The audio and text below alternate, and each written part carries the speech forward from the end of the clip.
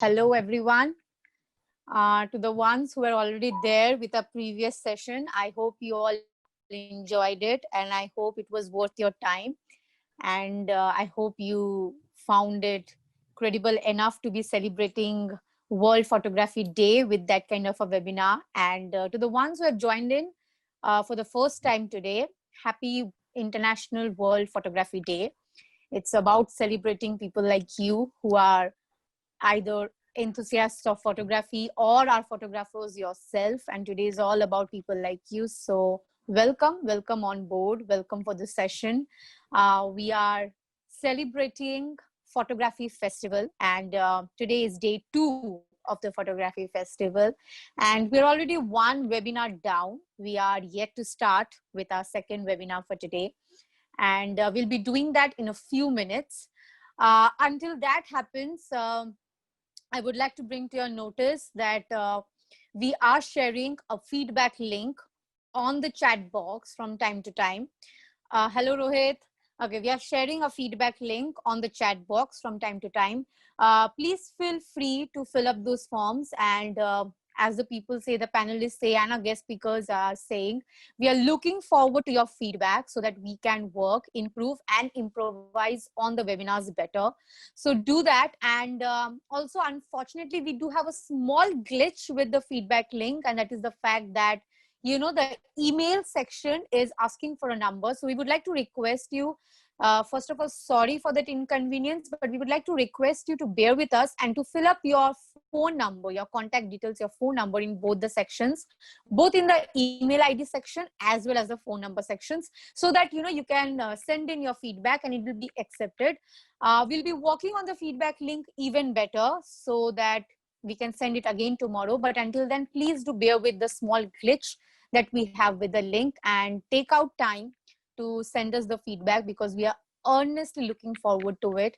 And it is your feedback ultimately that is going to make us better or worse depending on your feedback, right? So do take out time to fill up the forms. And yesterday also we had a lot of queries about the feedback link being available. We couldn't answer to those queries because we were working on the feedback link yesterday and we didn't quite have an answer for you guys, unfortunately. But we did take your suggestion and we did work on it yesterday, and we have come up with a feedback link. So we are trying to make it available to you guys through the chat box. So please stay updated there. And yes, there is a Q&A query section where you can, of course, put in your queries that we do entertain, and we try to bring that up and we try to interact with the speaker towards the end of the session to answer to your queries. So please put in your queries that you have. Sometimes we might not be able to take up the queries because of the crunch of timing. But what we do is we try and make available the contact details of the speakers by the end of the session so that you can keep in touch with the speakers beyond the webinars, because I believe that is how a webinar should be, right? It should not end within the confined time. It should go on beyond the session, because our last speaker very rightly said, Photography Day isn't just about today. For photographers and for enthusiasts of photographer, every single day is a photography day. So of course, we would like to celebrate people like you every day. So we would try our level best to come up with alternatives for all the inconveniences that you might be facing. On that note, we'll be starting our session for today in a few minutes. We already have with us our moderator for today. Shuman Bandhopadhyay sir is here with us today. And our guest speaker for this session will be joining us in a few minutes. Once he joins the session, we'll be starting off with today's webinar.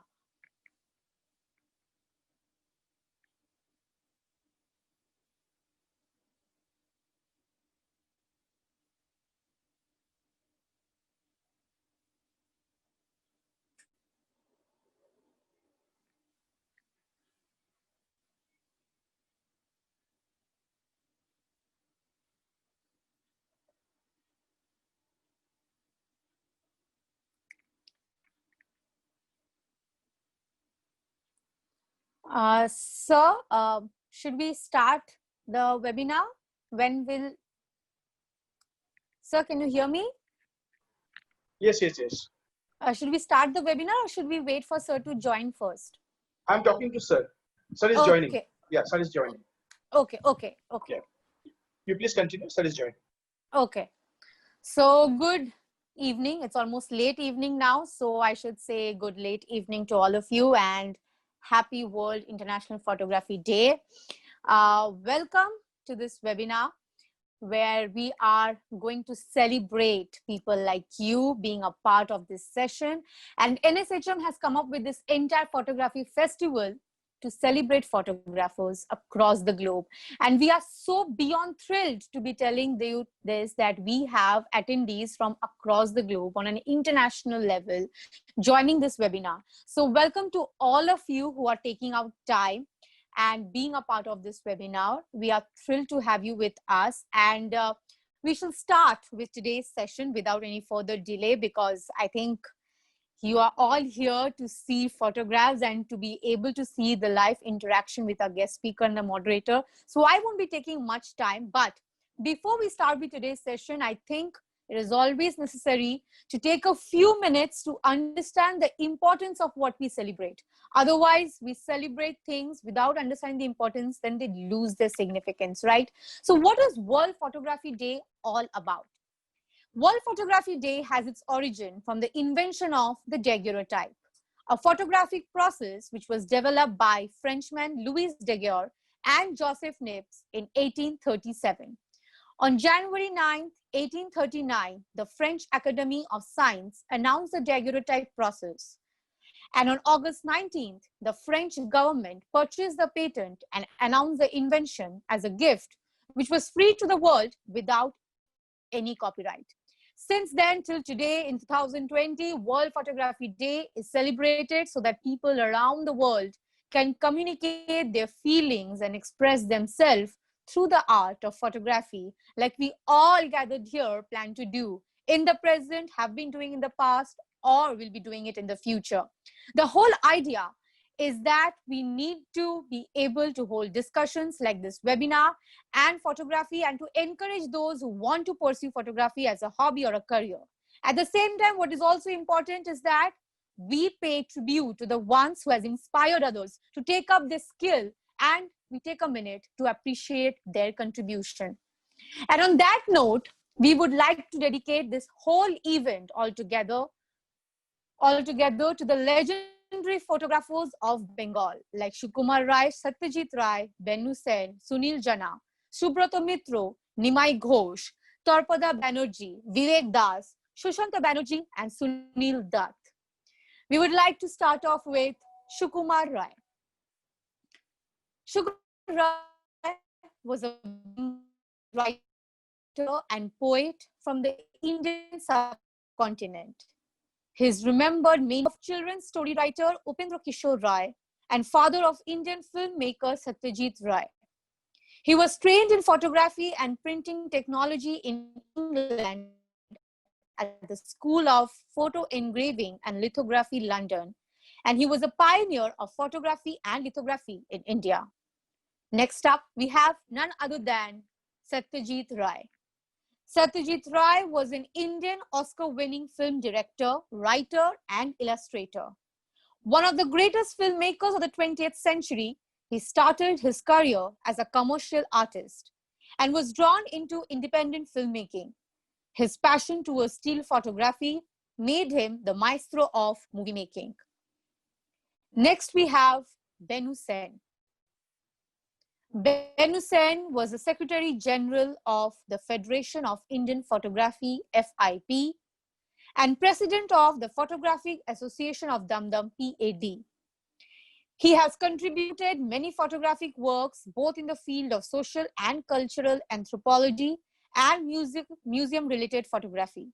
His passion was to guide the young photographers in the profession, and during his lifespan, he made a pretty number of students dazzled in the arena of photography. His work proves exactly why. Next up, we have Sunil Jana, a well-known Indian photojournalist and documentary photographer who worked in India in the 1940s. Sunil Jana is internationally acclaimed for documenting India's independence movement. Its peasant and labor movements, famines and riots, rural and tribal life, as well as the years of rapid urbanization and industrialization.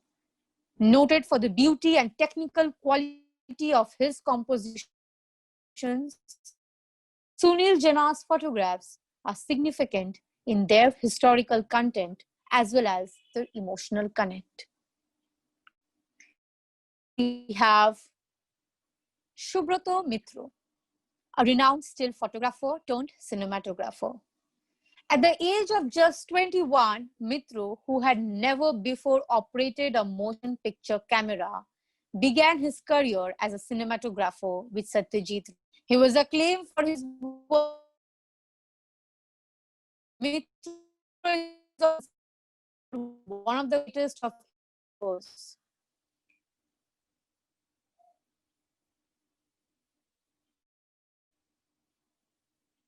This is a still from the OP trilogy, Opu Shangsha Pachadi, and what a picture, what nostalgia. Next up, we have Nimai Ghosh, a noted Indian photographer, most well known for working with Satyajit Ray as a still photographer for over 2 decades. Starting with Gupika and Bagabain till Ray's last film, Agantuk. He was a jury member at the 2007 National Film Awards and was awarded the Padma Shri by Government of India in 2010. This is the modern day BTS, much well defined from the Shonar Kela shooting. Next, we have Tarapada Banerjee, one of the famous and highly respected press photographers of India, associated with ABP Group for a long period of his professional life. Extremely famous for his candid shots, done wonderful documentary photography on Bangladesh war and on Satyajit Ray.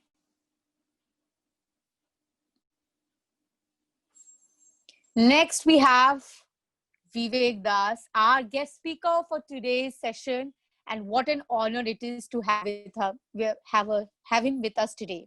One of the finest internet and advertising photographers of India, his craft makes lifeless products vivacious. He has shot for many well-known Indian and international clients and has received many prestigious awards. How can we talk about mass communication, the importance of advertising, public relation, and everything else without the contribution of photographs like this? Next up, we have Shushanta Banerjee, a famous sound engineer in HMV, the gramophone company. He had the opportunity to work with many famous singers, music directors, and filmmakers of our country.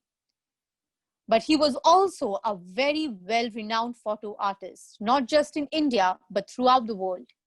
He has, to his credit, more than 400 acceptances in different international salons and exhibitions spread across various countries in different continents. He has bagged many medals and awards and a number of reproductions in salon catalogs. He's also having many international fellowship in photography. Lastly, we have with us Sunil Dutt. Sunil Dutt was a renowned Indian photographer, photojournalist. He is known as the photo chronicler of Mother Teresa's life and work for more than 30 years till her unfortunate demise in 1991. He is also known as the chronicler of Calcutta and its many moods for his vignettes of life in Kolkata, India. His photographs have been published in many newspapers, magazines, and journals, and has received many national and international awards. Sunil Dutt has been in the field of photography and photojournalism for more than 50 years.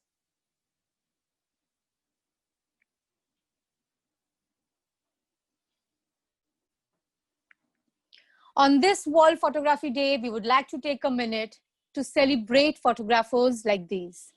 Happy World Photography Day. Thank them for their unparalleled contribution to this field and for inspiring all of us to pick up our cameras and chase our dreams.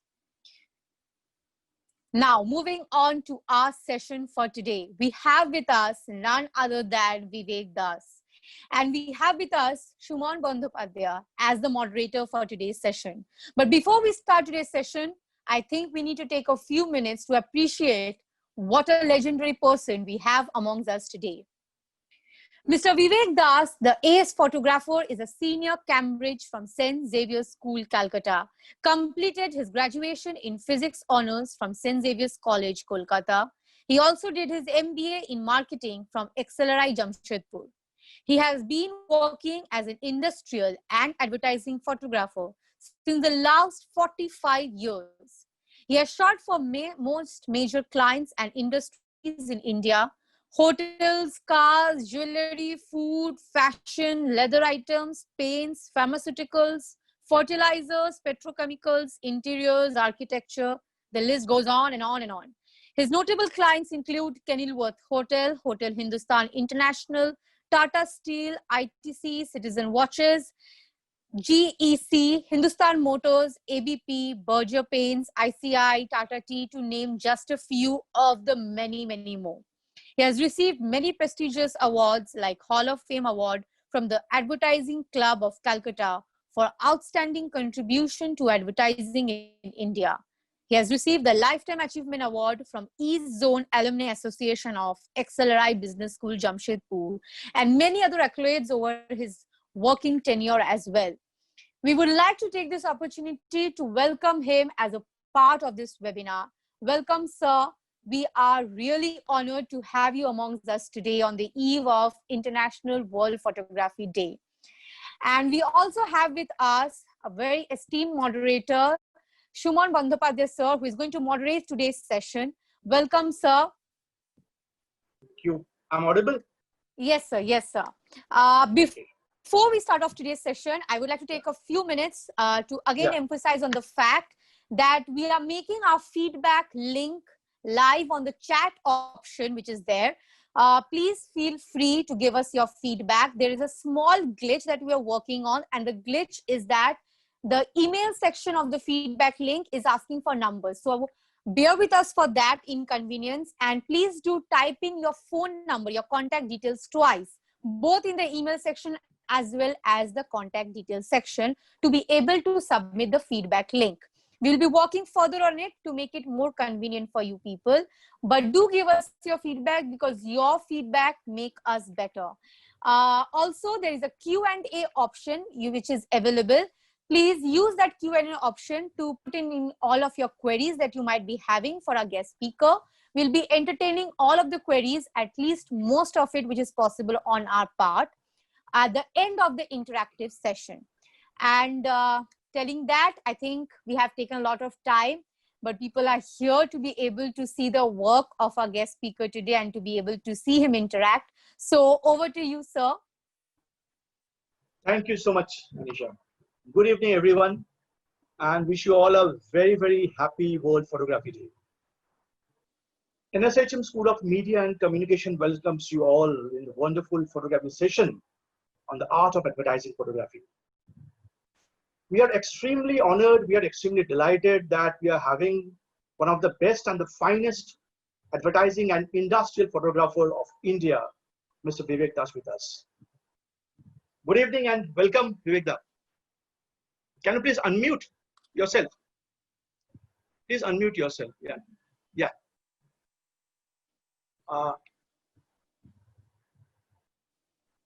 No, you're not audible, I think.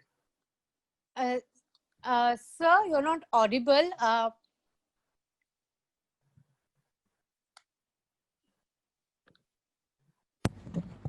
Now am I? Yes, yes, fine. Yes, sir. Microphone was off. Yes. Yeah. Okay.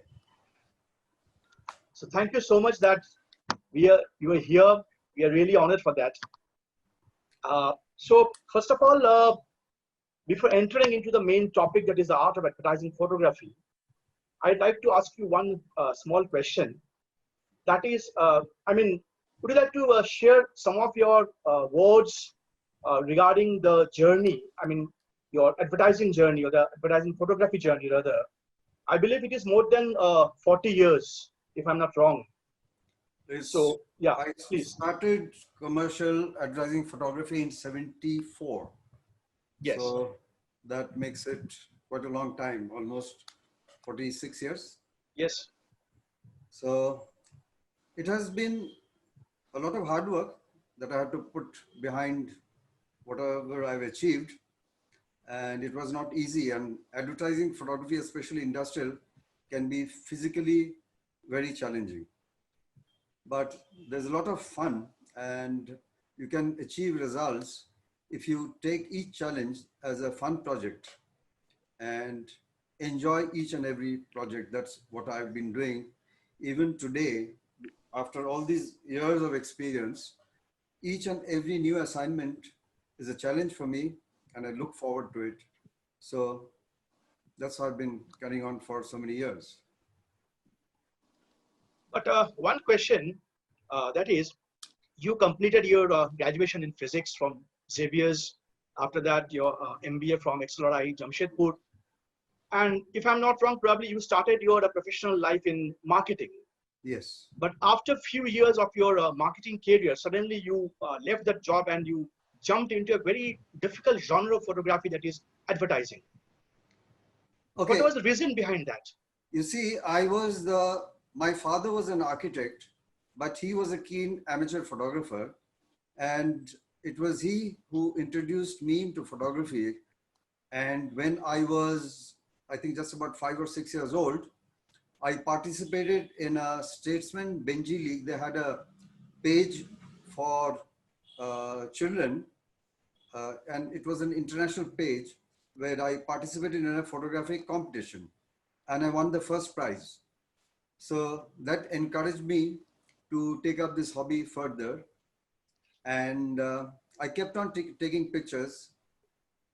When I was in class 3 in St. Xavier's, the uh, father headmaster and the principal, they decided that I do all the photography for all the school events.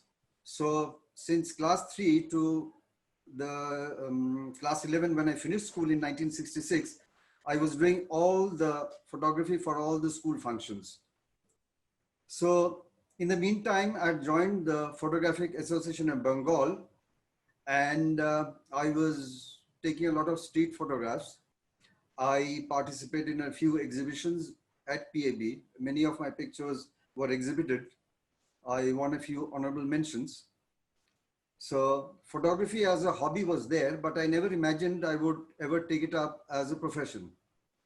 So that is the reason why I went for my MBA, and from there I joined the Gramophone Company of India, where I worked for 6 years in sales and marketing.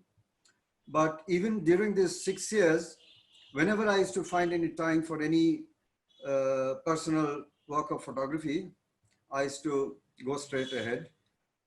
And one of my people who inspired me was my uncle, Mr. Dilip Saha, who did his master's degree in photography from Cologne, Germany.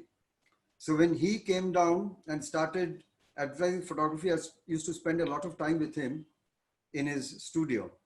And he was my first inspiration. He used to shoot Bata shoes and a few other clients, and he used to work mainly for Clarion Advertising. So after that, even while I was working for the Gramophone company, I used to experiment with a lot of still life.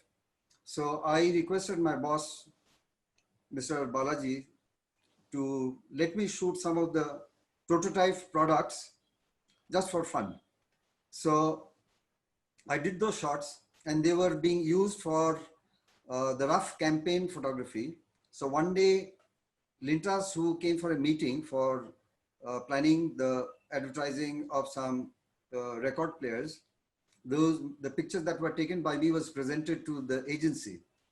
So agency says, who's taking these pictures? These are pretty nice. So the marketing team introduced me. I was there in the meeting and said that Mr. Das, he's done all these photographs because he has an interest in photography. So Lintas then later on invited me to do some assignments for them in my spare time.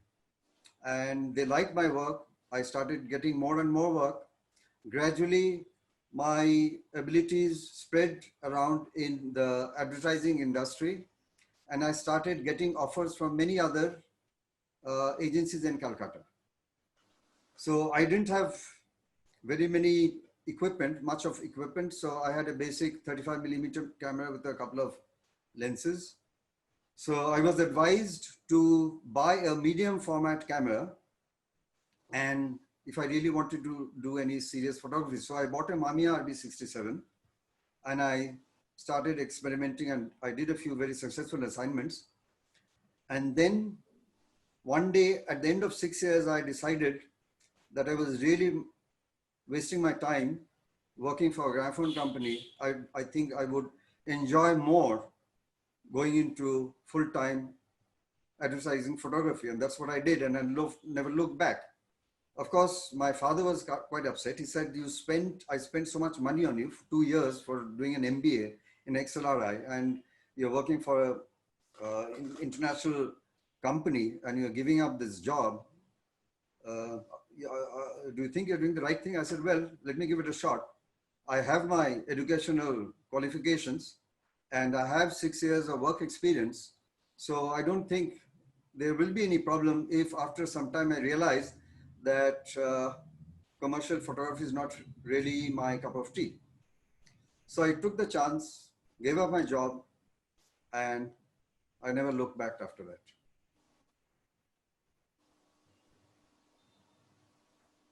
So you have served so many national and international accounts. Yes. So, and also you have handled so many celebrities, like many film stars, many industrial leaders, many cricket players, and other players also from other arena. So the first step, I mean, in advertising photography, how do you handle celebrities? I think it is very important for advertising photography, apart from the technical knowledge and all this thing. How do you handle celebrities? I did not ever really thought of how to handle celebrity, but well, if you give an individual person his space and at the same time you can impress upon that person that you know your job, and when you're going to take his pictures, you're going to do justice to the shots. If you can imbibe certain amount of confidence in him, and you can make him feel that you have the experience, that you'll be able to get the shots that are required, then I think once that ice is broken, I think it becomes quite easy. And most celebrities, they're basically all very nice people. So you can come to their level, you can explain to them what is required for a particular campaign, why I'm taking the shots, and what is expected of that person.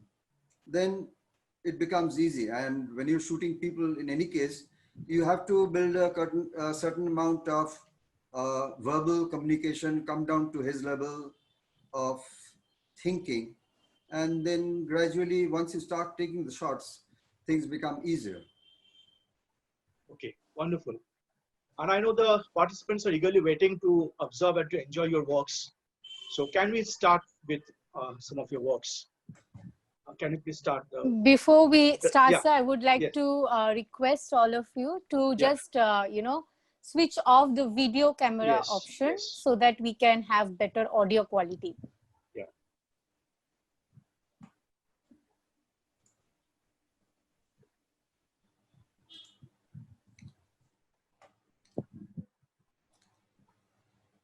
So, Shumon, Yes.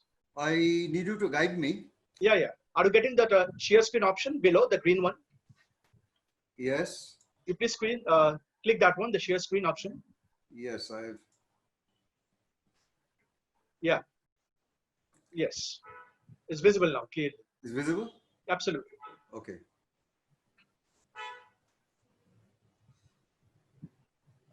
So the first category is people, I think. Yes. Yes. So let us enjoy a few wonderful images of people. Some of them are celebrities, some of them are not. But you can start. Yes. Please.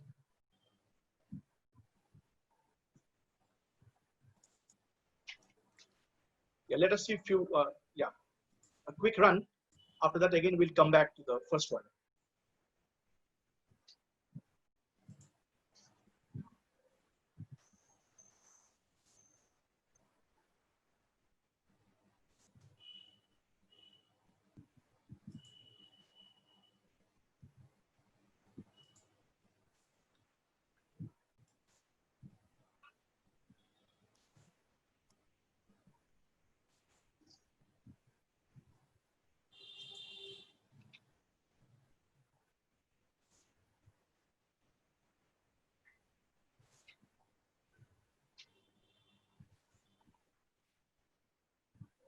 Yes, you So can, yeah, these are all the shots that I have put together, or you have put together for yeah, today's people section. exactly. This So is this, Mr. yeah, Harsh Neotia. So I do corporate portraits of industry leaders, and we all know Mr. Neotia. He's the chairman of the Bengal Ambuja Group now. So this was taken at Conclave, the business center, for a magazine, and there was a window, and behind that, shall I explain? yes, please, The, please, yes, please. and I had Venetian blinds behind him, and I found there was some frosted glass. So I thought, why don't I place a colored light and see if I can introduce some extra color. So these horizontal slats of the Venetian blinds somehow creates a pretty backdrop for a portrait. And it was taken in a horizontal fashion because when you're doing advertising work, if this was used as a center spread in a magazine, then this is where the fold will come. Can you see my Yes, yes, cursor? yes, yes, yes, yes. Very So clear. left-hand side, you can have copy or whatever Text material. the magazine designer wants. And at the same time, if they want just a portrait, then they can crop the picture like this, and then you can have a page filling portrait. Yes, wonderful. So do we have any questions on this photograph? No, it's fine till Are now. we inviting any questions? I think the questions will come on. Okay. Okay. Sir, we'll be asking you the queries as they keep coming on. Yes. Okay. Yes. Okay. Yeah. Then shall I move on to the next picture? Yes. Yes. Yes. Please. This was also a corporate portrait.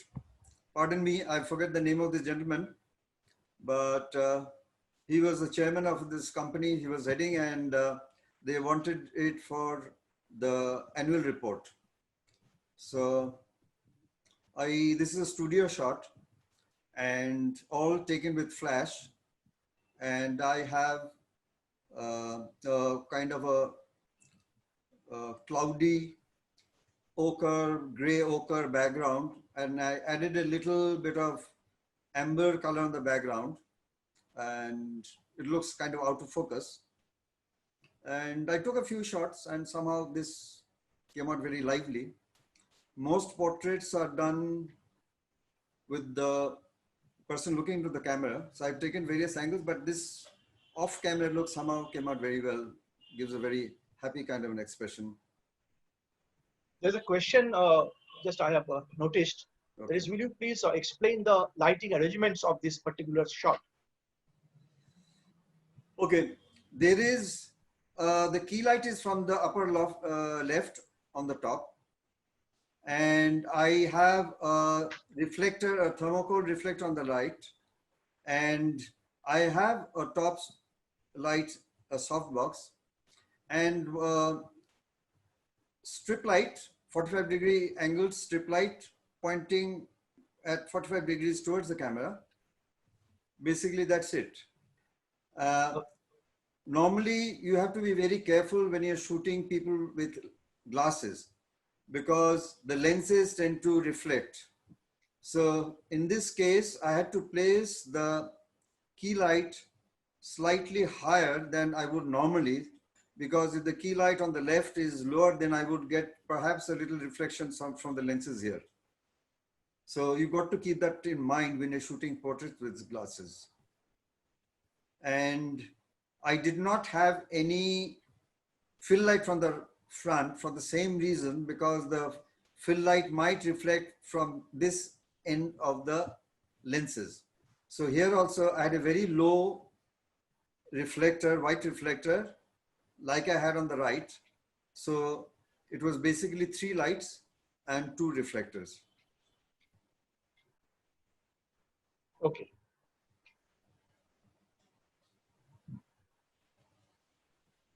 Do we go to the Yes, next? yes, please, please. This is our famous Navjot Sidhu.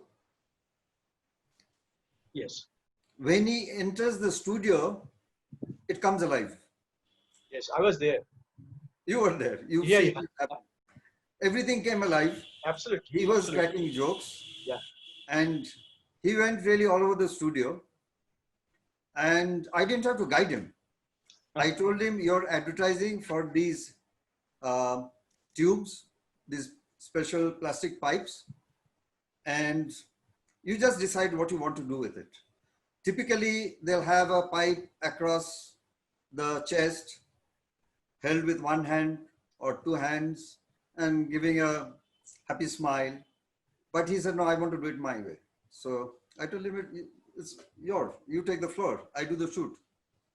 So we went on clicking, and he was quite an experienced model, because after each shot, he'd given another angle. I wouldn't have to guide him, tell him, do this, do that. Exactly, I can And recall that. after, you remember that. And after Yes, about yes. 10, 15 shots, he would come back to where the camera was at the monitor, go through the shots, tell him, "I like this, I don't like this," or wherever he felt that, no, this not come out well, let's redo this. He was a very great person to work with, and I really enjoyed this session with Sidhu. Next one, please. This is General VK Singh. So just before his retirement, they needed a portrait which they were trying to use in the Fort William. So here also, I used that gray dappled background that I used earlier, but here I added a little blue light in the background. So you get a kind of an out of focus background without really going for a shallow depth of field. So if I remember correctly, I was using my Hasselblad with a digital back, and the aperture I think was around 22. So the challenge here was to get light in the eyes, because the peak of this cap, if you place a key light in the normal portrait lighting that is slightly from the top, then the eyes would be in shadow. Yes. So here I had just one key light on the main light on the left, but kept low so that the eyes would get some light. One reflector from the right, one key light from the top, light from the top, so that you'll get a little details of the shoulders, and a white reflector in front. That was it. Here's a question from my end. That is, you have kept the principal light or the field light a little bit lower, right? Yes.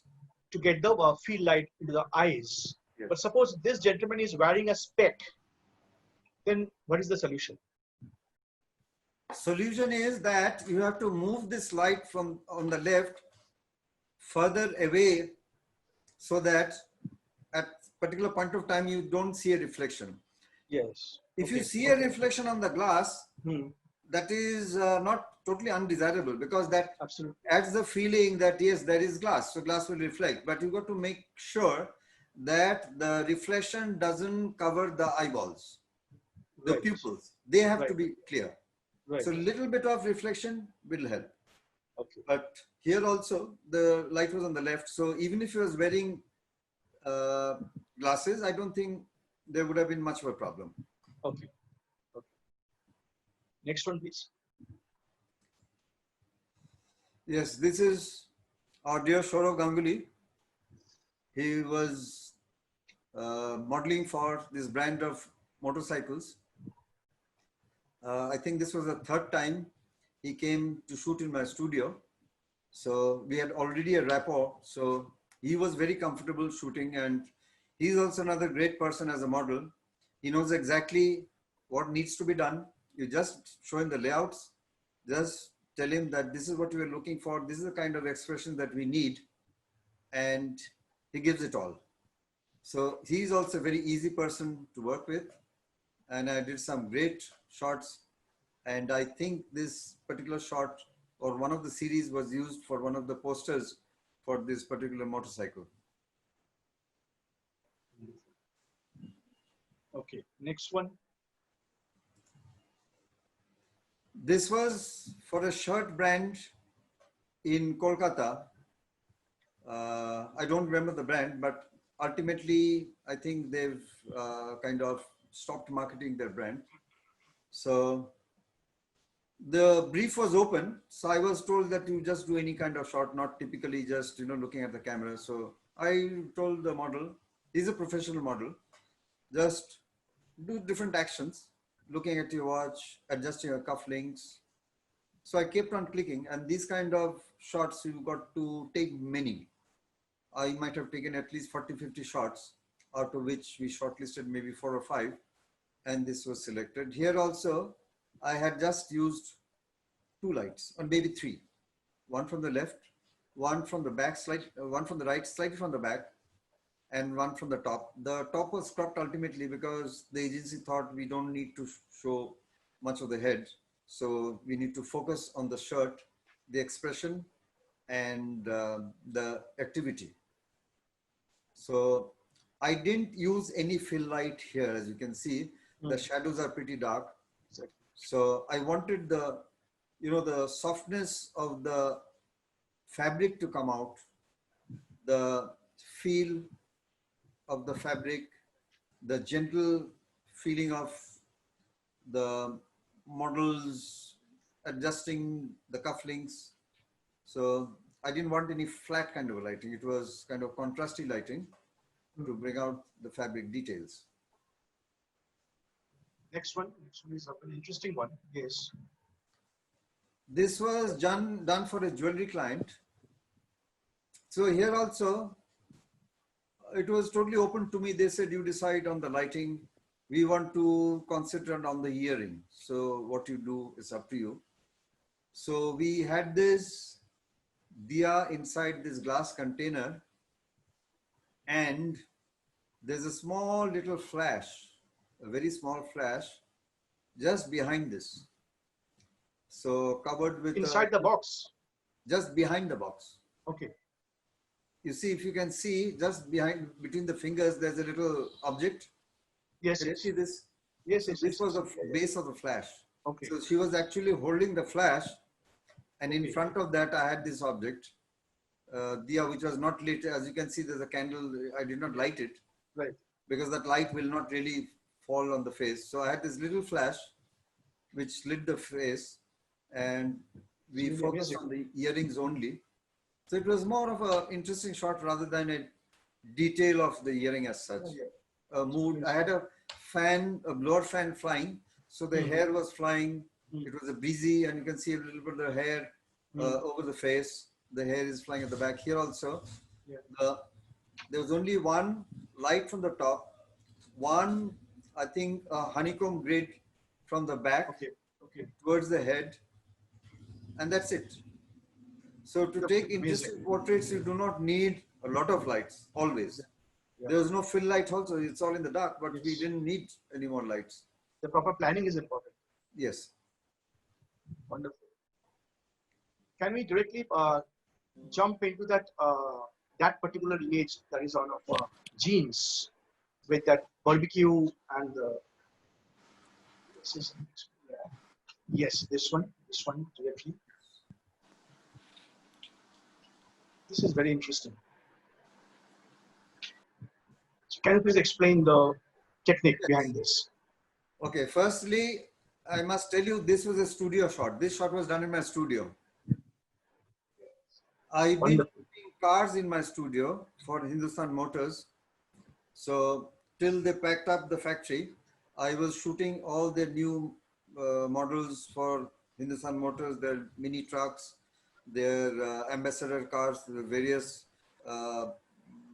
developments of the cars. So in my studio, I can drive in a small truck also.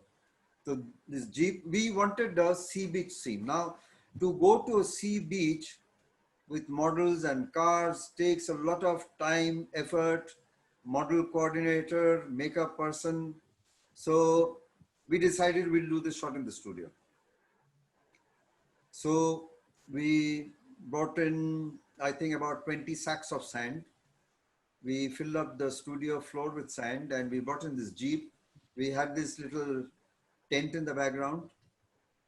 And here also the lighting is not much. I had a honeycomb light here falling on the chest of the model. Another honeycomb, a narrow light source was on the left hand side. So here also I wanted a bit of contrast so that you can see the muscular build of the model, the sinews of the arm, the strength of the model, and the product is this jeans, dollared jeans. And we wanted to give the feeling that it's a tough jeans. You can wear it anywhere. You can wear it in any rough terrain. So even in front of a fire, it's strong enough to take any kind of beating. And this was an actual bonfire that we built. And this tandoori chicken was actually prepared earlier and it was hung there. And I think in his left hand, he has some kind of an energy drink. And we brought in a log of wood. There's one additional light for the Jeep. The lamps were lit. So we wanted to keep that night feel. So that's why we didn't have any lighting from the top.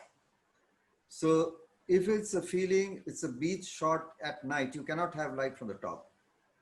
Exactly. It'll give away that is a studio shot. So the smoke came out easily because I had a very strong light from the left to bring out highlights and details here. So that lit the smoke from the barbecue and the smoke from the fire. It's really amazing shot. Really amazing shot. One question is what lens did you use for this? I think if I remember correctly, I used, I think on my Hasselblad, I used the 150 millimeter lens. Okay. The Please continue. purpose was to bring the background slightly closer to the subject Okay. and also maybe try to blur the Jeep a little more.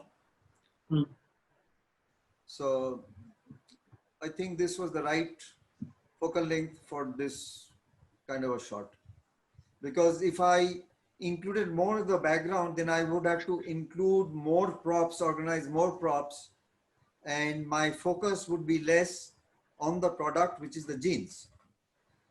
Right. So that's why the feel has to be there, and just bits of the props, the main prop being the Jeep, that is enough. So we kind of went in close on the subject. It's unbelievable. It is in studio shot. It's unbelievable. Can we move on to the next one? Next one is probably of the same product, I think. Same product, dollar jeans. Now this was a difficult, complicated shot. It's not simple at all. So there is a combination of flash and also LED lamps here. So these empty crates, I have LED lamps inside. There is a LED lamp here. So it's a continuous light. Continuous LED lamps. Okay. There's one here. There's one behind this crate to light up this little light here. There's one from the top to get details here. One here, about 4 or 5, these compact LED lamps. And the model was shot with flash. And in total darkness, I used I did some light painting with a handheld flash. So in total darkness, the model was asked to stay as still as possible. And I painted the trousers, the legs of the jeans, Light brushing. light brushing. So it was done in darkness. So my hand came in from inside here and the Yes. shutter was kept open, and my hand went all the way down here, and I moved my hand gradually, slowly along the length while the light fell here. And then similarly, I did another series for this leg. So I had to do about 8 or 10 shots before we got something which was. So what was the approximate shutter speed? It's a very slow shutter job. I think the shutter was open for about 30 seconds. Okay. So Yeah. after the main flash, during the 30 seconds, while the light brush was being used, the LED lamps were also adding light because this was a continuous light. Right.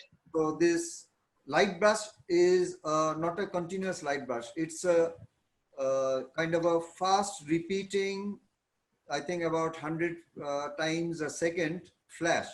Stroboscopic.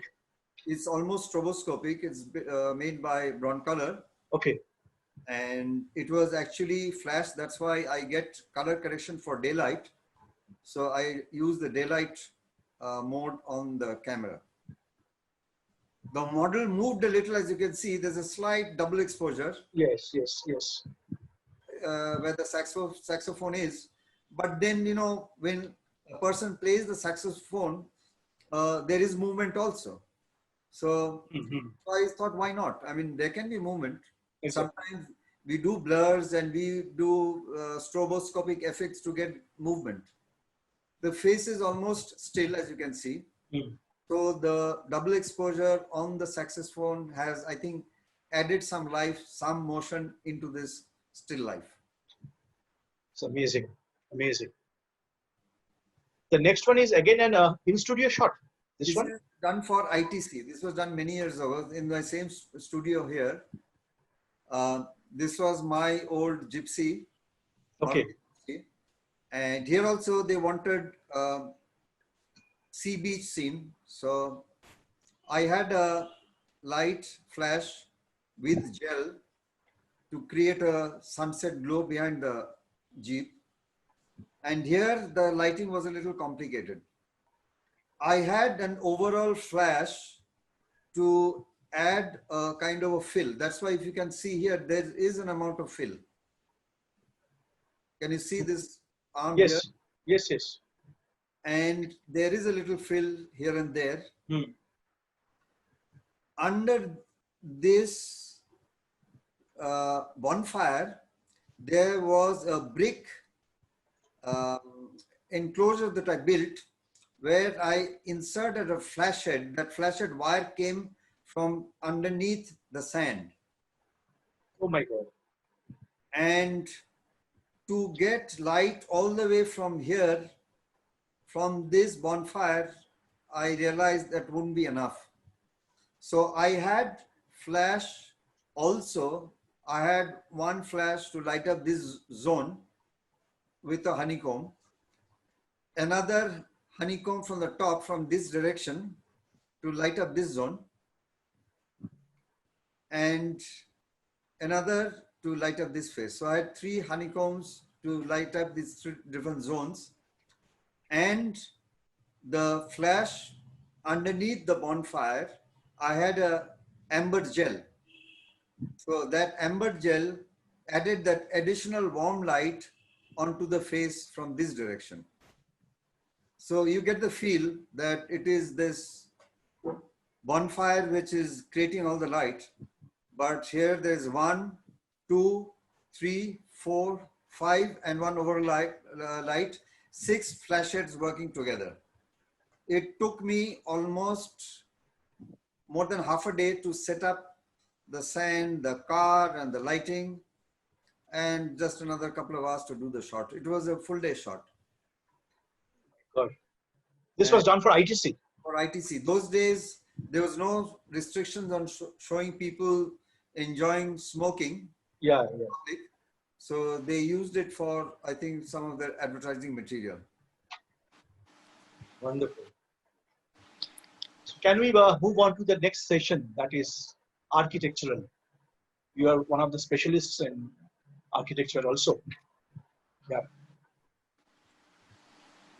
Yes, I was shooting for a campaign for Ruby General Hospital, and we did a lot of shots inside operating theaters, patients, and everything. But they wanted a good building shot, and it was raining, so it was a 2-day shoot, if I remember correctly. And suddenly one day I noticed while I was shooting outside in the late afternoon, suddenly the sun came out through the clouds, and I was getting this wonderful reflection of the clouds from the entire glass front. That was very interesting. That is wonderful. So I think I was lucky in a way that I got this shot because the clouds were in the right place and the sun came out and I had this blue sky. This was taken, I think, at least 15, maybe more, 20 years ago. And let me tell you, in all the shots that you will be seeing today, there's absolutely no editing or retouching. These are all straight out of the camera shots. It's wonderful. It's unbelievable. It's architectural or the people shots, they're all totally unedited. Unedited. I shoot a lot of hospitals all over the country. So this was done, I think, a couple of years ago for a Durgapur small hospital. This is actually not a real working hospital. It was in the process of getting ready. So these are all dummy patients. Okay.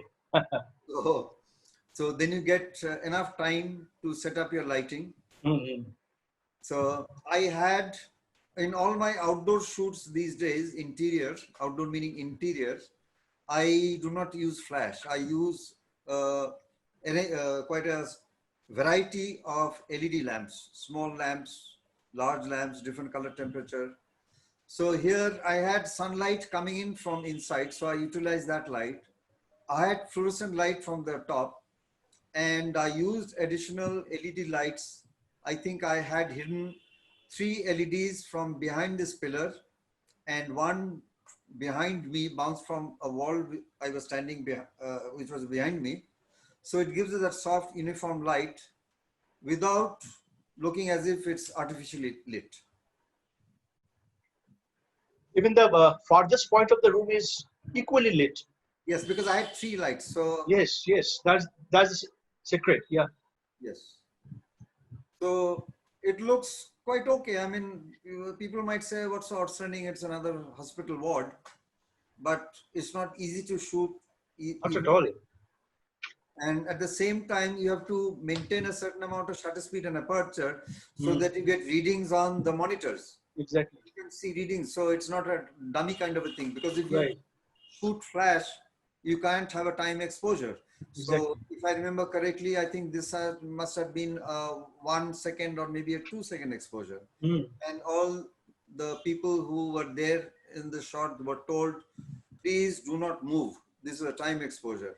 So you have to take a series, and out of a series, you find that one where everyone is frozen. Next one, please. The Oh my God. What is the focal length of this lens? That's my first question. Okay, this is a stitched panorama. Stitched panorama. I did this shot in Haldia Petrochemicals. Will you please go back? Yeah. Right. Yeah, this is the one. Yes, it's fine. Stitched panorama, right. Yes. Okay. Here, this room was almost 100 feet by about 50 feet. This is Haldia Petrochemical? This is Haldia Petrochemicals. Okay. And this is their main control room where they monitor the entire plant. It's a massive plant and there are a lot of processes happening. Everything is very inflammable. If you go out outside any building, we have to wear flame retardant clothing, helmets. everyone has to wear protective gear when outside the buildings. So the lot of processes happening, naphtha cracking, then making of these uh, pellets. So it couldn't be covered with even a 24 millimeter wide, which is the 12 millimeter wide, which is the widest. With a 12 millimeter wide, I could get about this much. Yes. They said, we want the entire. I said, well, in that case, you have to do a panorama shot. Hmm. So I did a stitch of frames, stitch 4 frames together. And it was not only single shot, this was also HDR, HDR, yeah. high dynamic range. So there are 4 into 5, almost, no, I think yeah, five frames. So 20 frames, each vertical frame had to be combined to get the HDR image, and then the 4 final images were stitched together. And I had always to be very careful that people were not moving. So I explained to them they should hold still. And here also, I could only use lights from this side, just outside the frame, and this side, just outside the frame, and a little bit of light from behind me. But I had to rely mainly on available light, and I had a little light where there were, monitors. I could place little small LEDs wherever I could. I think I had one here, and one here behind these monitors. It's amazing. Absolutely amazing. Next one is hotel shot, I think. This one? Yeah. Tulip. Okay. This was shot in Park Circus, this hotel. They changed the name. Hmm. I think it's got a different name now. This was shot from top of the terrace of this, I think, INK, Institute of Neurological Sciences. Yes, yes. So this had to be an HDR. So I went up at around 5 in the evening. There's this massive hoarding on top of the hospital. I thought I'll get the best view from there. They wanted a view of the hotel. Now, shooting hotels in the city from ground level becomes very difficult because you have all these electrical lines, you have all kinds of trees Yes, yeah. and cables and hoardings that's come in the way.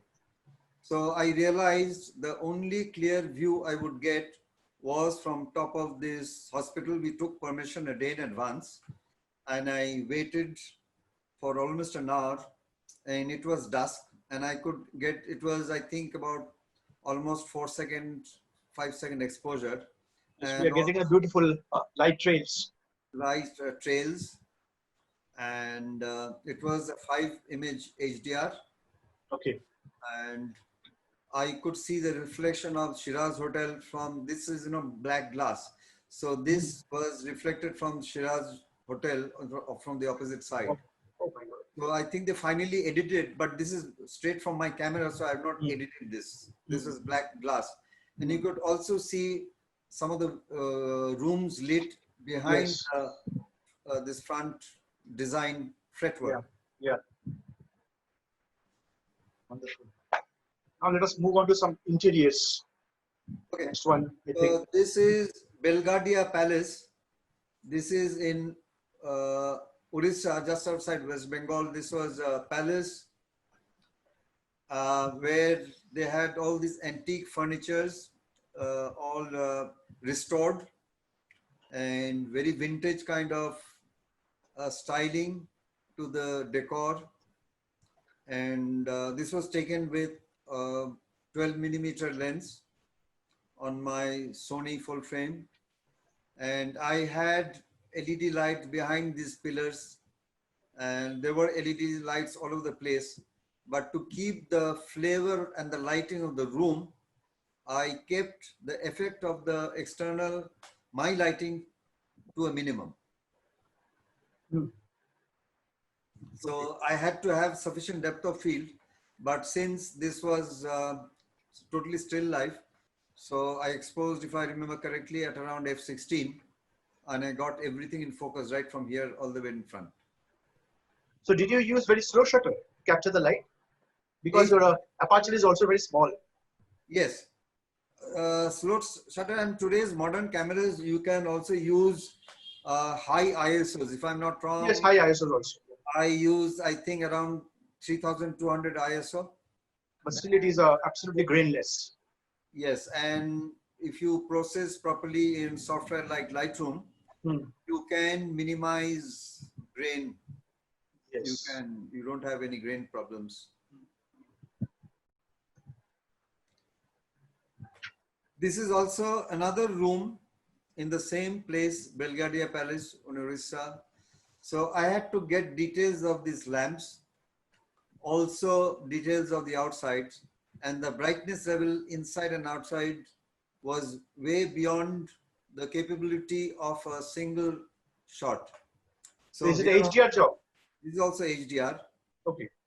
but done in a way that sometimes HDR you get a very artificial kind of look. Yes. But I try to minimize that artificial look to give that, bring out the details without making it look artificial.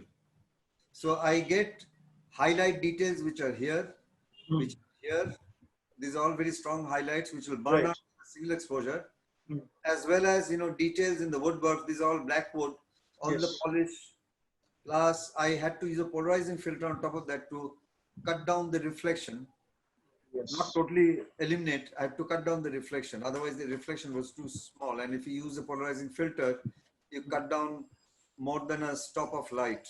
Right. Right. So Wonderful. Wonderful. this is another uh, guest room shot in the same Belgravia Palace. This was a different color combination in red. This is also HDR, strong light outside. Now the light inside was tungsten balanced. Now these are warm lights. Hmm. So I had to maintain the color inside the room. So that's why the room outside was bluish. It was not balanced for the light outside, the daylight. So that's why Hmm. it's turned a little blue. Hmm. So the client was happy, but in cases where clients say, no, it's looking too blue, then you can edit it and, restore the light to the almost correct daylight without the blue tint. Here also a controlled amount of uh, polarizing filter was used, and this Okay. was a 12 millimeter wide angle lens, and you cannot use a normally the circular filter. It was a large 150 millimeter by 150 millimeter square filter, which is quite cumbersome. So that was rotated to minimize the reflection. Okay. Okay. Hmm. It's amazing. Here also we have another room. This is also evening shot at the same place, Belgravia Palace. Here I work with an interior designer in Calcutta,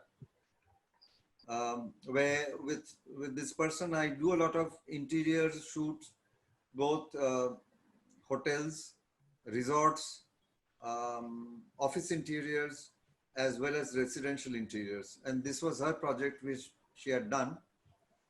And it was quite tastefully done. It was an old palace that has been restored and is being used as a resort. Okay. And I had to keep the feel of the evening, the light from the top. But here also I had LEDs bounced from behind me. There's a little bit of light coming in from the window. So it has to be balanced, the ambient light with my artificial light.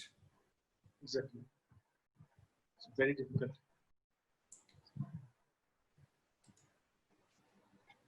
This was the Big Ben bar at Kenilworth Hotel. This was also a tricky shot because it's quite a big place and all these walls behind the bar. Now these are the open spaces. This is behind the bar. This is the bar actually that you can see. Okay. And there are chairs all around. So one has to take advantage of the architecture in a situation like this. Now here, because of these pillars, I could hide my lights. So I had an LED behind this to light up the glassware here, another LED to light up the glassware here, and this object. And I could also, because of this pillar, I could light up with LEDs. So all these pillars come in very handy. So I had 1, 2, 3, 4, 5, 6, almost 7, 8 LED lights to light the inside. And there was no flash being used. I took full advantage of the ambient light and I had another 2 big LED sources bounced from 2 uh, white umbrella reflectors, one from this side and one from the right side of the frame, one from the left side of the frame. So it took almost an hour and a half to set up the lighting, but I think the results are quite pleasing. So wonderful. So you have used actually about more than 10 lights. Almost 10 lights, all LEDs. Yeah. All LEDs, continuous light. Yes. Because otherwise the ambient light will not match. They'll become exactly. Exactly. So you can control the color temperature of your LEDs as well. Yes. Okay. I have LEDs where you can change the colors, and I also use gels. If I have to say turn my LED light a little more yellow than what it is capable of, I add light yellow gel filters depending on what light balance I require. Okay. Okay. So this is also Kenilworth Hotel, the lawn and the main building. This is opposite the Big Ben. The Big Ben is situated in the old building, and they had redone this restaurant cum bar at the ground floor, just outside their main lobby and their coffee shop. And they have this another restaurant inside. So this was also done in the evening, late evening when the sun had set. And this was also an HDR shot. So you could see all these little lamps. Exactly. So we're having probably 2 more images in the interior section. Okay. Yeah. Now this was done for Hotel Hindustan in Varanasi last year. Now this room looks nothing outstanding, but it was a problem shot.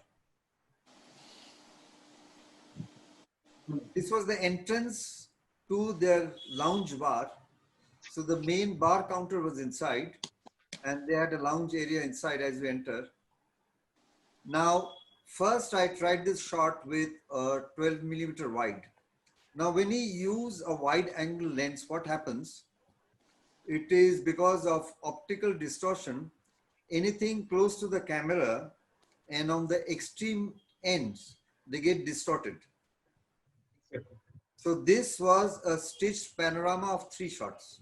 Okay. Main reason is when I could cover this entire area with my 25mm, but this chair was looking totally distorted.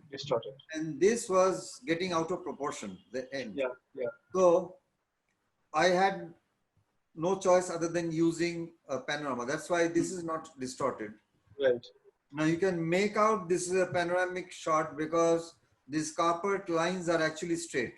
So when you do a panorama shot, when you are stitching vertical frames and you are turning the camera from one direction, normally from the left to the right, verticals will always remain vertical, but horizontal lines will curve. So if you notice, see this. That we're getting, yes, onto the floor, we are getting that. Yes. So on the ceiling also, like this section was a straight line. Yes. So there's a little curvature, Mm. but it doesn't matter really. So here also you'll find there's a little curvature, Yes, right? exactly. But this in the total picture looks very proportional. Very professional. And here also it was HDR and 3 frame uh, panorama stitch. Okay. So we go on to the next session. Yes. So can we have some food now? Are you feeling hungry? Yes, I'm feeling hungry. Okay. Oh my God. Really, I'm feeling hungry now. Okay. So this is actually very simple. Food photography does not require much of complicated lighting really. But what you have to do is to keep in mind that you have to bring out the texture of the food. Food is all about texture.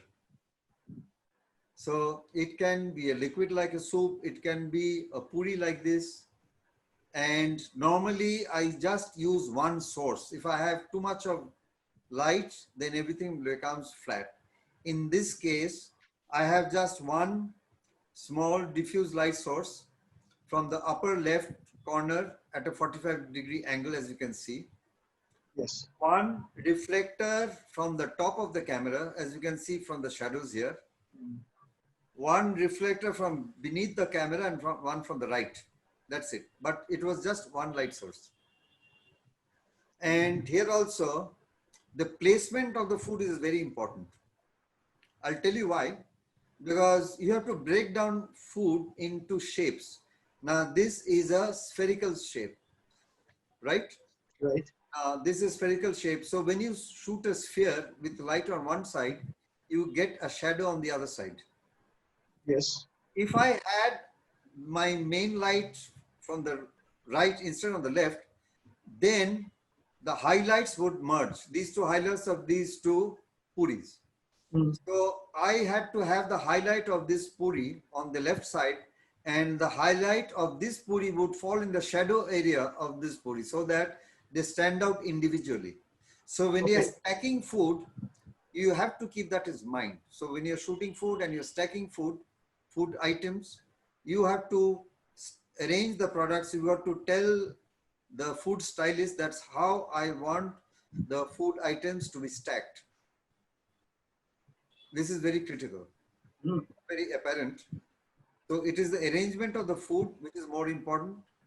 And I can, if I want, make the light a little softer or a little more stronger, more harsh, more concentrated, more contrasty.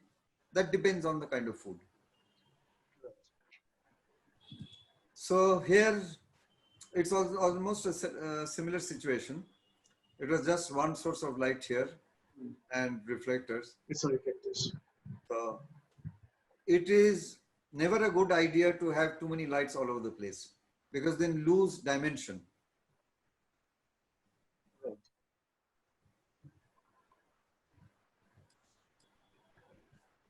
Wow. So this was a cheese roll, I think. And this company that launched their products, so they wanted to use this for their posters. So the idea of this picture was to highlight the brand Mm. and to add color. If I wanted, I could have kept some of the garnishing on this side. But I intentionally did not do that because I didn't want any disturbance happening Under here. the branding. Yes. Yes. Right. And all the color and all the accompaniments that go with the particular food, I kept in the background. And it was balanced in such a way that, you know, each color does not clash with the other. Exactly. We Exactly. tried 2, 3 different angles. And this Mm. angle, the client was quite happy with this particular angle.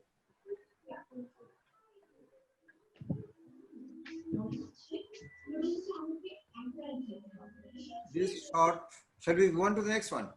Yes. Yes. This shot was done for 6 Ballygunge Place. They have recently, this was shot I think late last year. They recently launched a takeaway counter. They're famous for their food, as you know. And they had so much demand for their in restaurant shops, they decided to open a takeaway where you could have all these mainly fried delicacies. So here also, it was single lighting. Now here, the light was not kept to one side, but it was kept, as you see, there's a shadow coming in this direction. The main light in this direction for two reasons. One is to bring out this texture on top of this fried prawn cutlet Mm. and Yes. bring out the texture of the surface Yes. and to bring out a little texture of this mustard sauce. Right. So here it was basically one light and couple of white board reflectors, and it was the careful placement of the camera, the angle of the angle of the light. If I had the light more this side, then this side will burn out. That wouldn't have looked nice. So instead of having a total black, just a little bit of reflection on this matte black background brings out, gives an amount of relief to this white plate, and the food stands out against this white.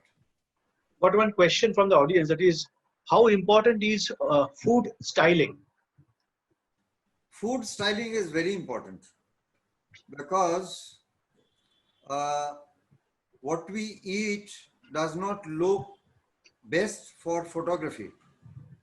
So sometimes we have to fry maybe a little less. So it must look good. The idea is not it to be fully cooked. So perhaps if it was being served to a client or a customer, they might have cooked it a little more. But I was there. This food is always cooked in my presence, in my studio. I have facilities for cooking. I have a complete kitchen setup in my studio. So all their cooking utensils and burners and other paraphernalia, the stylist, they bring with them. They bring an entire team and they try out various garnishes. I tell them, this looks good, I don't want this, I don't like this line, change this, or there's too much of this, or this coriander leaf is not looking fresh, change this. So each and every element, the stylist does it, but from the photographic point of view, I do the final changes. So I have to work in conjunction with the stylist. I have to explain what is required, and then he does it according to my lighting.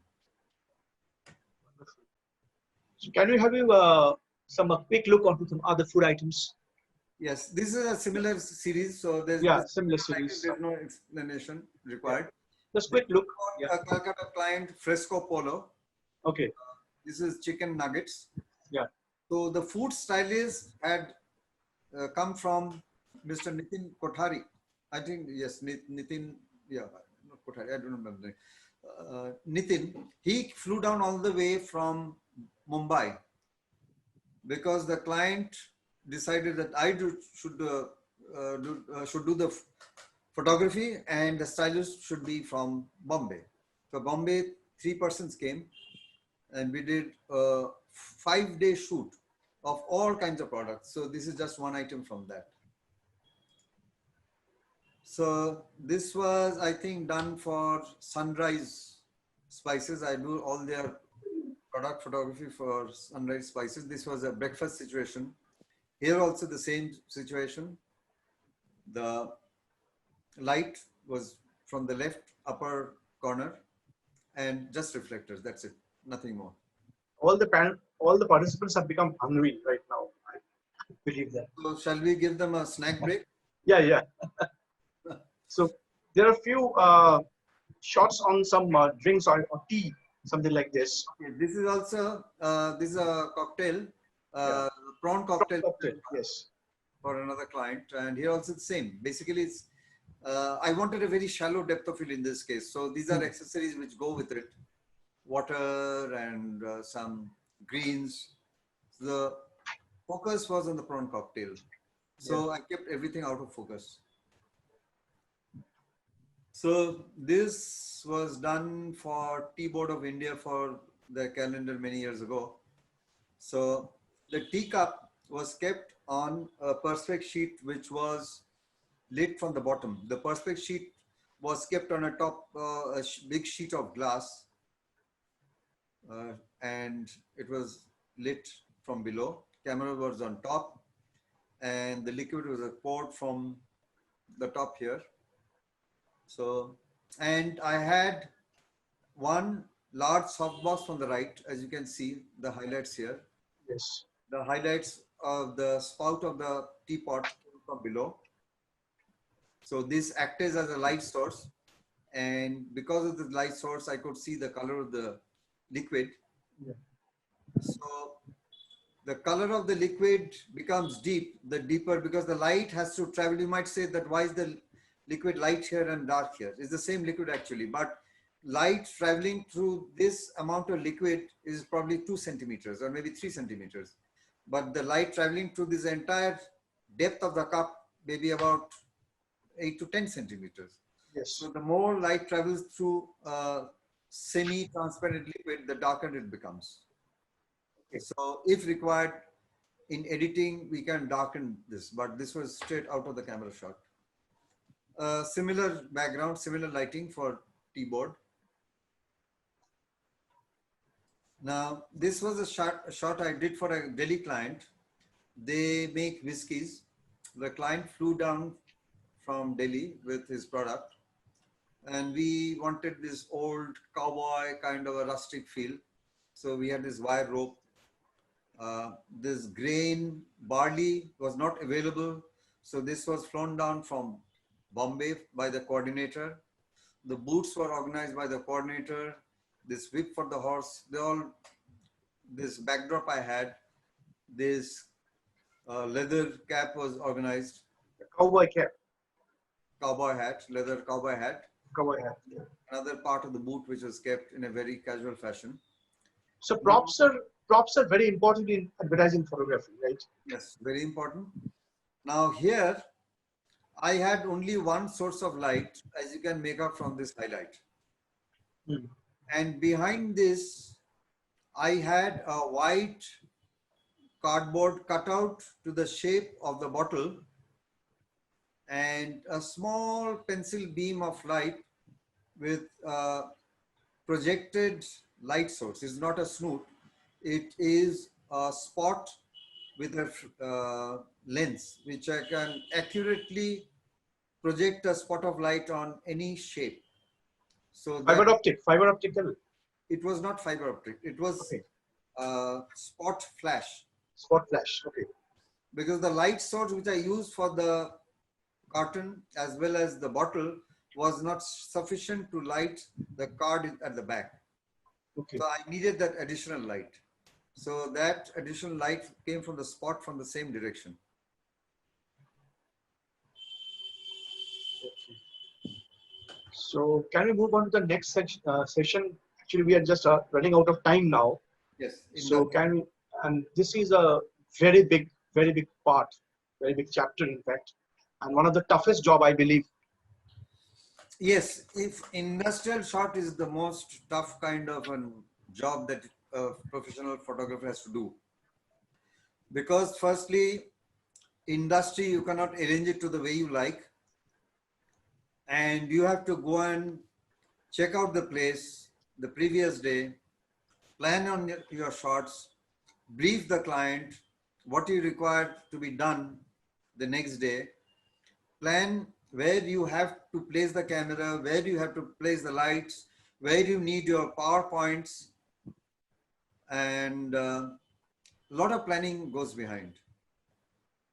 And then sometimes, especially if it's a steel plant, there's so much heat and dust that you have to protect your equipment. You have to make sure that you do not trip over rough surfaces on the ground. So, okay, now we'll go directly here. Here, I had amber light source because this was plain aluminum. Yes. It was all painted plain aluminum. So, you know, it was looking very uninteresting. So I added a flash from the left with the gel. I added another flash from the right with the amber gel, and just plain white flash from the front, from next to my camera. I was standing on the top of a ladder, and I had these people on a crane placed exactly where I wanted. And it took me at least an hour to do this shot, and I think it's looking pretty good. Absolutely. Absolutely.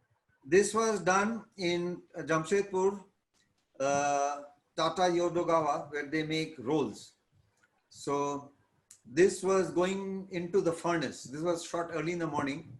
So here I used a lot of ambient light, and I had a couple of flashes from the right hand side. Now, if you use too much of flash, then the glow of the heated metal, the glow disappears. It becomes very flat. So I had to keep the light to minimum. So plus this was moving, so I could not Yes. use a slow shutter speed because this was on a crane, and this was being lowered onto this bed, and the entire thing would go onto the crane. So I told the crane operator to just hold for a second. He did, and I just had about time enough to do about 4 or 5 quick frames. Wonderful. This was taken at the Haldia port. So the loading and unloading of cargo, and they told me that they needed very interesting shot, uh, something that they could use in a brochure cover. So I didn't know what to do. Normally these port areas are very dirty, lot of dust and lot of grease all over the place. So suddenly I noticed the sun somewhere here. So I realized that it would make a not nice shot. By the time I ran there, placed my camera, changed my lens to a 200 millimeter, I think it was 200, or maybe it was a zoom. Yes, 70 to 200 zoom. I think it was around 150 millimeters. This crane was passing by. I told that fellow, please stop here. So he stopped. So you have to have your presence of mind, see what you can use, moving cranes, moving trucks. Then I asked him to hold on while this crane was being, this bucket was being lowered, and the sun was just about to go behind these wagons. Yeah. And I think I was kind of lucky to get this shot. And Really. Really. it was quite interesting. Now, this is one of the toughest shots you can do. Molten metal being poured. Now, you can use telephoto lenses, but in spite of how far you are, there's always the fear of, you know, molten metal flying. I've had clothes punctured with molten metal. I've had skin burnt. Oh my God. Now, when you're shooting molten metal being poured from a ladle, the light source is very, very bright. Yes. And what happens, you can only see this end of the ladle. To bring out the shape of the ladle, I had to keep a flash on this end, which is the dark end. Okay. So I had to place 2 AC powered power packs running at both at, I think, 3200 watt seconds, because to get a shot, this light has to be strong enough to make sure that at least you get some color in the metal. Otherwise, it becomes totally white. Oh, And at the yes. same time, you have to keep a slow shutter speed so that you can see these little kind of rainbow effect of the sparks, the streaks, the trail of Right. the light Right. of the molten metal. It's wonderful. We have almost come to the end of the presentation. The last session is on some products and some still lifes. Yes. And the first image is a very famous image. It Yes. was clicked by you. Yeah, please. When Citizen Watches launched their products, I think more than 20 years ago, the agency was in Delhi, Chennai, RK Swami, and it was a big brand. So they selected me to do the launch campaign for Citizen Watches in India. So I felt very honored. So the client flew down from Chennai. The agency flew down from Chennai. We did many shots, and this is one of my best still lifes I've done so far. This is totally, it was done on a 4 by 5 sheet. It was done on film, 4-inch by 5-inch sheet. It was done with a Sinar 4 by 5 camera. Large format.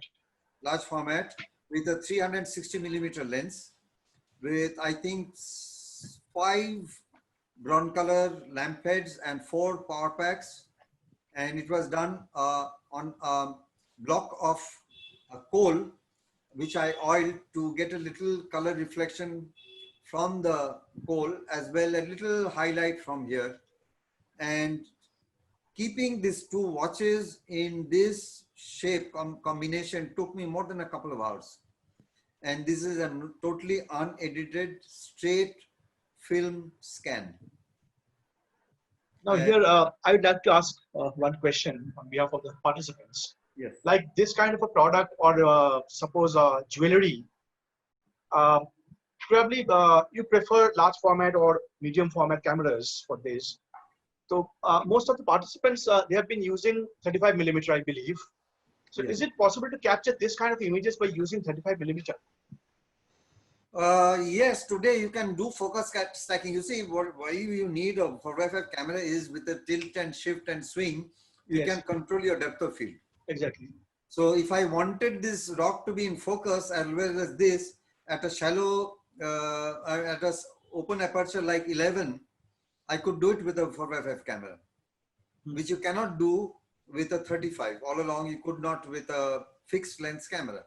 But Right. now with focus stacking, you can do so, but it's cumbersome. You have to take a series of pictures, Series of pictures. in order to blend them. Yes. Sometimes it takes time. And if you're doing a lot of shots, like sometimes I shoot maybe 40, 50 pieces of jewelry in a day, in a full day of shoot. Yes. Now, if I have to take 5 frames, 6 frames, focus stacking, Per product. my clients will say, Mr. Das, I cannot give you so much time. Exactly. As it is, you're quite expensive, and if you're going to take so much time, it's not possible. So, for product shots and jewelry shots, a 4x5 camera is helpful, almost essential if you want to work fast. So for this kind of photography, gadget matters. Equipment is very important, provided you know how to use that equipment. To master this 4x5 camera, it took me 10 years. Yes, I'm not joking. It took me 10 years to get the hang of this camera. It is difficult. It is complicated. Because if you swing in one direction, everything goes wrong in the other direction. Yes, yes. And then keeping proportions, then keeping the depth of field, choosing the lens. And by the way, this was a multi exposure. I think I used 40 flashes for this one shot. 40. 40 flashes. 40 flashes. The power packs were overheating. So this entire shot was done in total darkness. It took me about 20 minutes for this one exposure, because every 5-10 minutes the power packs would overheat, and I had to cool them, shut the power packs for about 4-5 minutes and sit in total darkness. And when the power packs would signal that it's ready for the next burst of flashes, I think this has been the most difficult, the most challenging still shoot I've done in my life. It's really, really wonderful. Amazing. I think they used it for their international poster also, Citizen. It should be. This was done for ball bearings. Ball bearings is quite an interesting product. So all I did was I had a mirror on the ground. So I had this cover of the ball bearing and this kept at an angle.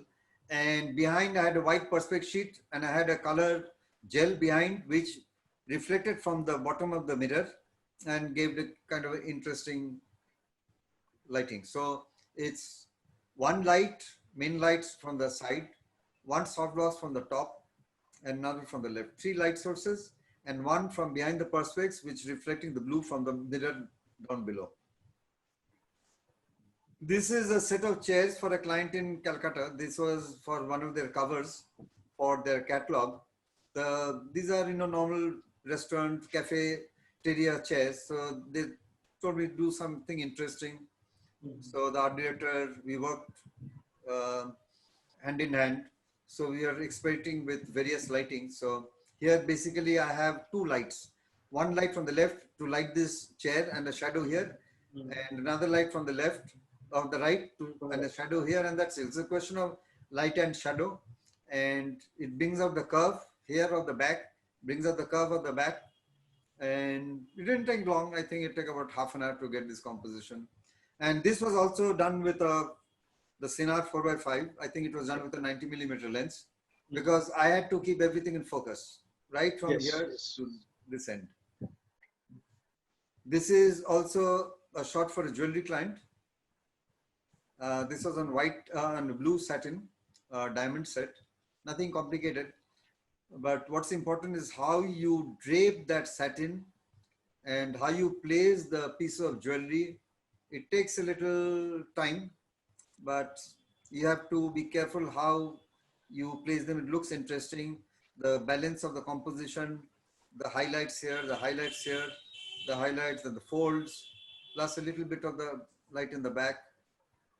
So nothing complicated, but the sense of... Can our participants use macro lens in their 35mm to get this kind of clarity?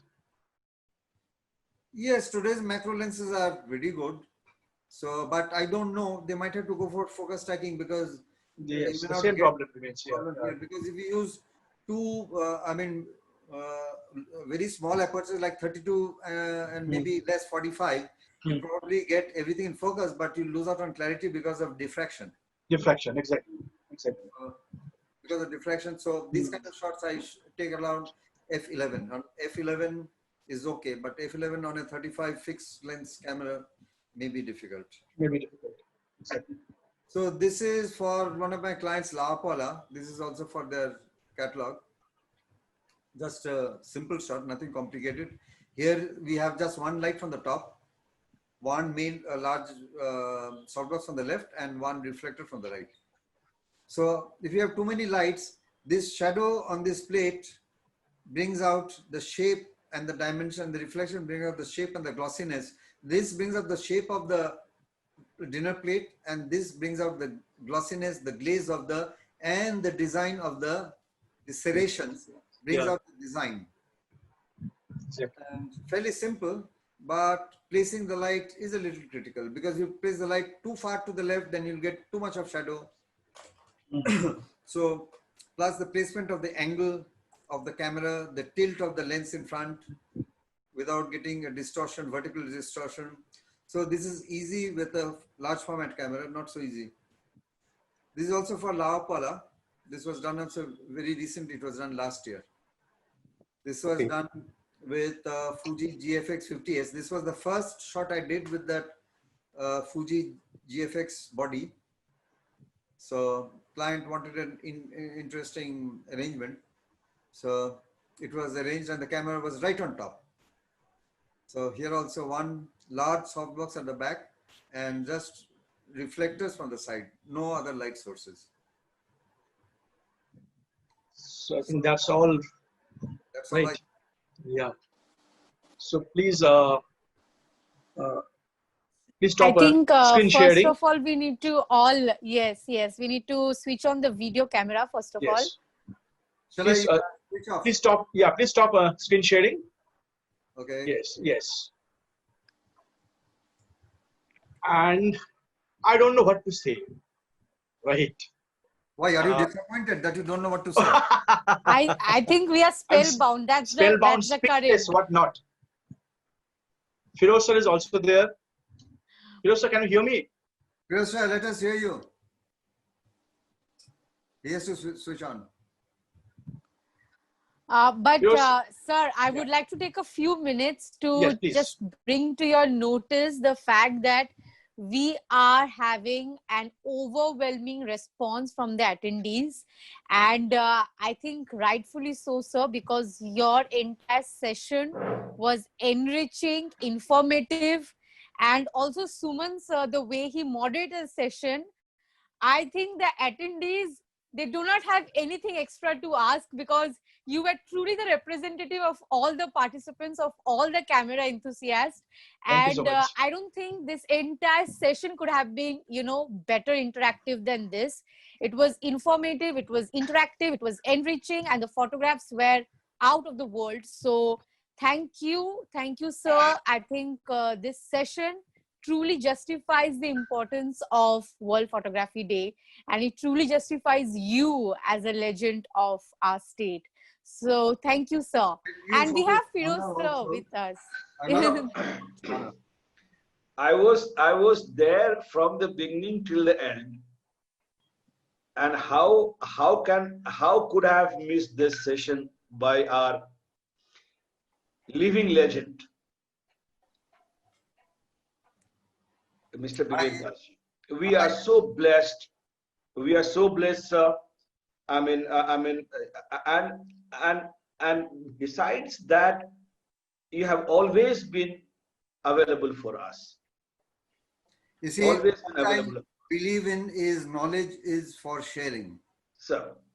So I always feel that if I can share my knowledge with the next generation, and I always welcome students, anyone who's interested in being present during my shoot, I always welcome them. I never have this fear that if a photographer comes in my studio, he'll steal my client. I never feel that way because that is a fear that many other photographers have. So I'm happy whenever I have a big band of students, of enthusiasts who help me during my shoot, and they learn also, and I also learn from them. Sometimes they have little ideas in the middle of a shoot, something they point out. They have little suggestions which I also take into account. So it's an interactive session for every shoot. I always consult my assistants, the students, whoever are there. I take their viewpoint, ideas, and I must very humbly say that I'm not the only person behind most of the shots. It's a teamwork.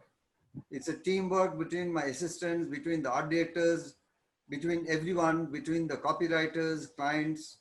So to get the results that you get, it cannot be just one man behind the show. And I do not want to take credit for all the work. I would like to thank all the people who are present for all the shots that were there. And whenever I have any interesting shots, I always invite Shuman. He loves to be in my studio. He's been, I think, Shuman, you were there for the ambassador shoots also. Yes, yes, I was there. Yes, so he enjoys it. Yeah, So yeah. for me, all these shoots are a source of enjoyment and fun. It's not anymore something for making a living or livelihood. So there is, of course, Sir, So One I one thing, yes. one thing I I'd just like to saw share one. here. That is, I just yes, saw please. one. I just saw one comment from one of our participants. Her name is Priyanshi, and she says, "Wow, we can find him on Instagram." fine consist. I'm not a very social And person in that sense. I'm not very active at all in social media. So and But there and are a lot Rohit, of participants, Rohit is sir. Rohit is saying that will we ever get a chance to see him in person and attending his live workshop? Definitely, we'll So try to arrange a live workshop after yeah, this COVID and all this thing. yes, Definitely, this is a very important information for all the participants. We'll definitely organize a live workshop in the studio. It is not a studio, in fact, it's a temple, it's a museum. it's a What we call museum. it. Yes, But one of the most important queries that we have to take into consideration is a lot of the participants want to get in touch with sir beyond this webinar as well. So they want to know if there is any possibility, sir, of getting in touch with you, so that a lot of them have a lot of queries, and I think they are ever never ending. So is there any possibility of getting in touch with you, sir? Any contact details that you are okay you with can sharing with the you can participants? share my email ID with them. You can share my phone number. There's absolutely no problem. So thanks to the COVID, I don't have very many shoots happening, so I can always pick up calls, and I love to talk to them. Anything that may be interesting to some of these people who'd like to drop in my studio, they're most welcome. Sir, could you Sohini, please tell us your email ID Sohini, once? Sohini, you asking you Sohini. There is a query from your end, and you are saying, do you conduct workshop? No, sir. Rarely conducts workshops, but absolutely we have requested him. We have urged him, I'll uh, tell you, I'll tell and you the reason. I am a Sony artisan photographer. So they have a group of photographers all over the country. Sony have selected, and so we can hold workshops only for, I can hold workshops only for Sony, provided I use their products. I can hold other workshops as well, but I cannot display any other brand of cameras. So that is the only limitation which I have. That I think I mentioned this to Shuman. Yes, yes. Yeah, thank you. So, sir, before we wrap up the session, could you just tell us your email ID once, because the participants are eagerly waiting to know that. So, Yes. if you are okay with just telling us your email ID. Yes, yes, you can note it down. It's Vivek Das, VIVEKDAS, numerals 49 at gmail.com. VivekDas49 at gmail.com. You'll find it on my website also. And you can have my phone number as well, 9831005710. I think, yes. So, the participants, I hope, have noted down the phone number and the email ID. We did share the email ID again on the chat box. If you want, please feel free to use that. And until then, thank you, sir. Thank you so much for being a part of this webinar.